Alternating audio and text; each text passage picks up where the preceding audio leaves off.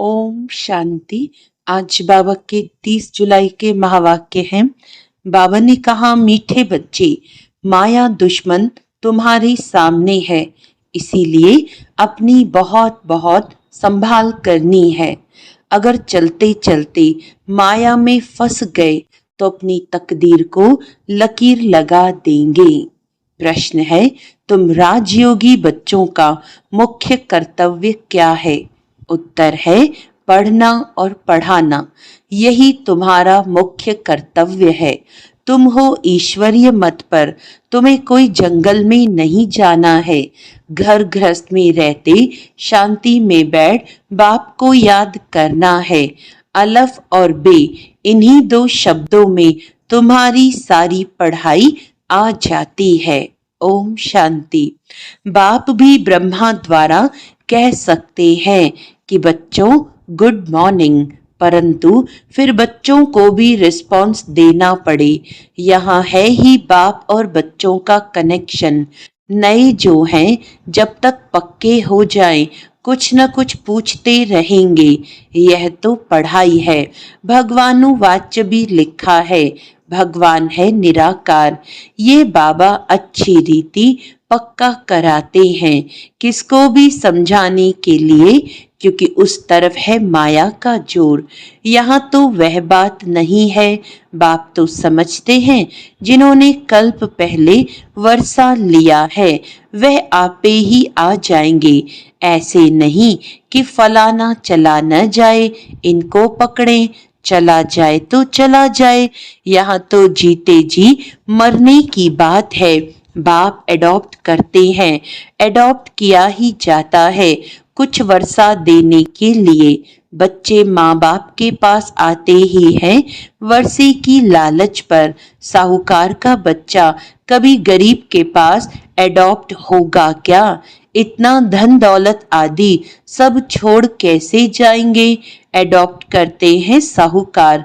अभी तुम जानते हो, बाबा हमको स्वर्ग की बादशाही देते हैं, क्यों न उनका बनेंगे। हर एक बात में लालच तो रहती है। जितना बहुत पढ़ेंगे उतनी बड़ी लालच होगी। तुम भी जानते हो, बाप ने हमको एडॉप्ट किया है बेहद का वर्षा देने। बाप भी कहते हैं, तुम सबको हम फिर से 5000 वर्ष पहले मुआफिक एडॉप्ट करते हैं। तुम भी कहते हो, बाबा हम आपके हैं, 5000 वर्ष पहले भी आपके बने थे। तुम प्रैक्टिकल में कितने ब्रह्मा कुमार कुमारियां हो। प्रजापिता भी तो नामी गिरामी है। जब तक शूद्र से ब्राह्मण न बने तो देवता बन न सके। तुम बच्चों की बुद्धि में अब यह चक्र फिरता रहता है। हम शूद्र थे, अभी ब्राह्मण बने हैं, फिर देवता बनना है। सतयुग में हम राज्य करेंगे तो इस पुरानी दुनिया का विनाश जरूर होना है। पूरा निश्चय नहीं बैठता है तो फिर चले जाते हैं। कई कच्चे हैं जो गिर जाते हैं। यह भी ड्रामा में नूद है।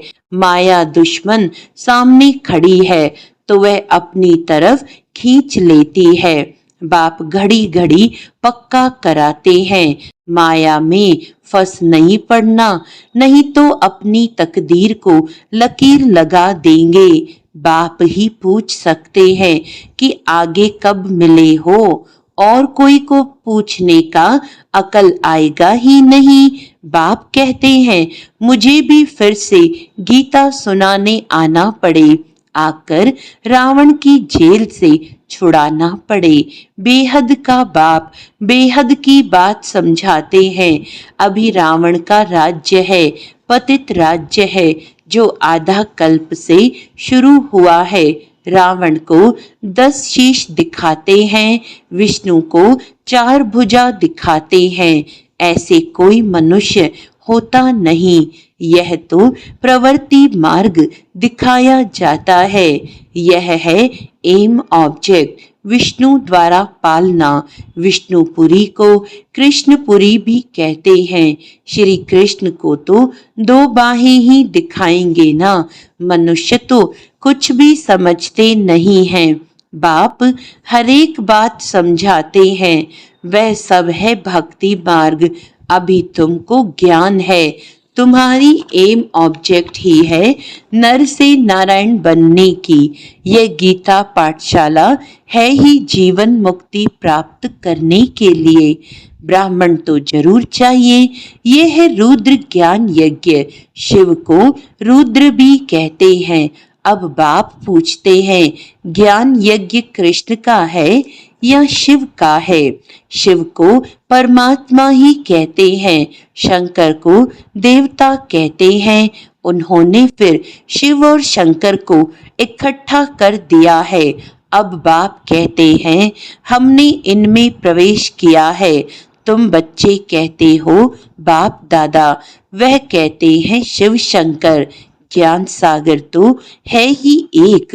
अभी तुम जानते हो ब्रह्मा सु विष्णु बनते हैं। ज्ञान से चित्र भी बरोबर बनाते हैं। विष्णु की नाभि से ब्रह्मा निकला, इसका अर्थ भी कोई समझ नहीं सकते। ब्रह्मा को शास्त्र हाथ में दिए हैं। अभी शास्त्रों का सार बाप बैठ सुनाते हैं या ब्रह्मा? यह भी मास्टर ज्ञान सागर बनते हैं। बाकी चित्र इतने ढेर बनाए हैं, वह कोई यथार्थ है नहीं। वह है सब भक्ति मार्ग के। मनुष्य कोई 8-10 भुजा वाले होते नहीं। यह तो सिर्फ प्रवृत्ति मार्ग दिखाया है। रावण का भी अर्थ बताया है। आधा कल्प है रावण राज्य रात, आधा कल्प है राम राज्य दिन। बाप हर एक बात समझाते हैं। तुम सब एक बाप के बच्चे हो। बाप ब्रह्मा द्वारा विष्णुपुरी की स्थापना करते हैं और तुमको राजयोग सिखाते हैं। जरूर संगम पर ही राजयोग सिखाएंगे। द्वापर में गीता सुनाई, ये तो रॉन्ग हो जाता है। बाप सच बतलाते हैं। बहुतों को ब्रह्मा का श्री कृष्ण का साक्षात्कार होता है। ब्रह्मा का सफेद पोश ही देखते हैं। शिव बाबा तो है बिंदी। बिंदी का साक्षात्कार हो तो कुछ समझ न सके। तुम कहते हो हम आत्मा हैं। अब आत्मा को किसने देखा है? कोई ने नहीं। वह तो बिंदी है। समझ सकते हैं ना? जो जिस भावना से जिसकी पूजा करते हैं, उनको वही साक्षात्कार होगा। दूसरा अगर रूप देखे तो मूंज पड़े। हनुमान की पूजा करेगा तो उनको वही दिखाई पड़ेगा। गणेश के पुजारी को वही दिखाई पड़ेगा। बाप कहते हैं, हमने तुमको इतना धनवान बनाया। हीरे जवाहरों के महल थे, तुमको अनगिनत धन था। तुमने अभी वह सब कहाँ गंवाया? अभी तुम कंगाल बन गए हो, भीख मांग रहे हो। बाप तो कह सकते हैं ना, अभी तुम बच्चे समझते हो।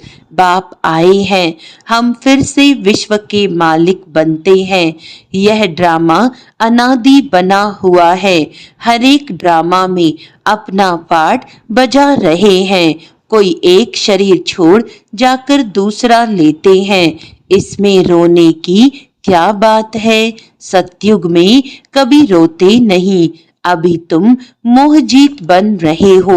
मोहजीत राजाएं ये लक्ष्मी नारायण आदि हैं। वहां मोह होता नहीं। बाप अनेक प्रकार की बातें समझाते रहते हैं। बाप है निराकार। मनुष्य तो उसे नाम रूप से न्यारा कह देते हैं, लेकिन नाम रूप से न्यारी कोई चीज थोड़ी होती है। हे भगवान, ओ गॉड फादर कहते हैं ना, तो नाम रूप है ना। लिंग को शिव परमात्मा, शिव बाबा भी कहते हैं। बाबा तो है ना बरोबर। बाबा के जरूर बच्चे भी होंगे। निराकार को निराकार आत्मा ही बाबा कहती है।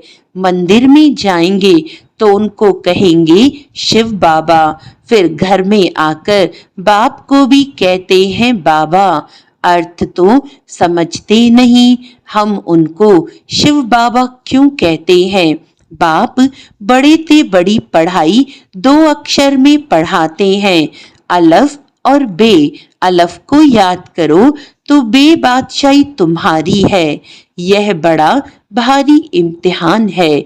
मनुष्य बड़ा इम्तिहान पास करते हैं तो पहले वाली पढ़ाई कोई याद थोड़ी रहती है। पढ़ते पढ़ते आखिरी तंत यानी सार बुद्धि में आ जाता है। यह भी ऐसे है, तुम पढ़ते आए हो, अंत में फिर बाप कहते हैं मन मना भव, तो देह का अभिमान टूट जाएगा। यह मन मना भव की आदत पड़ी होगी तो पिछाड़ी में भी बाप और वर्षा याद रहेगा। मुख्य है ही यह, कितना सहज है। उस पढ़ाई में भी अभी तो पता नहीं क्या क्या पढ़ते हैं। जैसे राजा वैसा वह अपनी रस्म चलाते हैं। आगे मण सेर पाव का हिसाब चलता था, अभी तो किलो आदि क्या क्या निकल पड़ा है। कितने अलग अलग प्रांत हो गए हैं। दिल्ली में जो चीज 1 रुपया सेर बॉम्बे में मिलेगी 2 रुपया सेर, क्योंकि प्रांत अलग अलग है।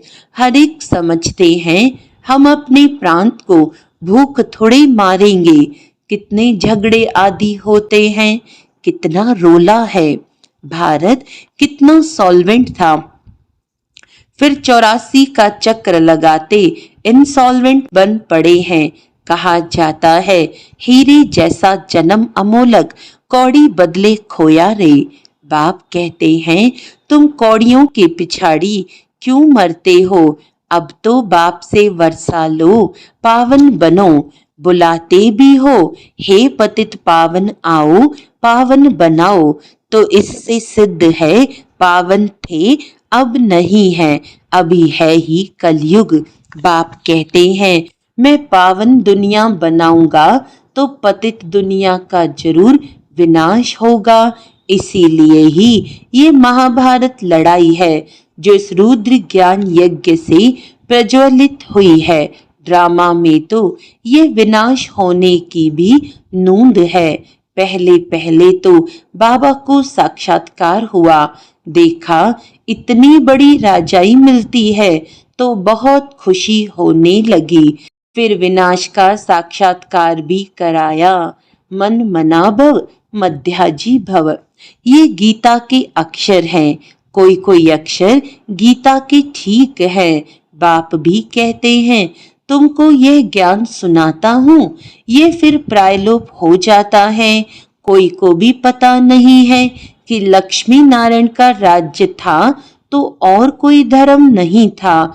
उस समय जनसंख्या कितनी थोड़ी होगी, अब कितनी है। तो ये चेंज होनी चाहिए, जरूर विनाश भी चाहिए।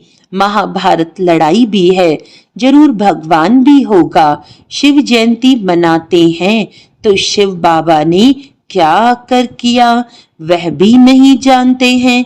अब बाप समझाते हैं गीता से श्री कृष्ण की आत्मा को राजाई मिली। मात पिता कहेंगे गीता को, जिससे तुम फिर देवता बनते हो। गीता के ज्ञान से राजयोग सीख श्री कृष्ण यह बना।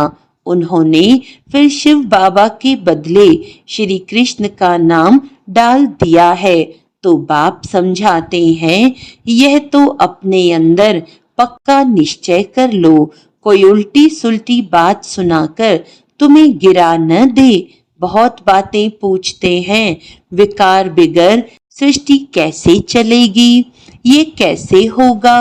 अरे तुम खुद कहते हो वह वाइसलेस दुनिया थी, संपूर्ण निर्विकारी कहते हो ना, फिर विकार की बात कैसे हो सकती है।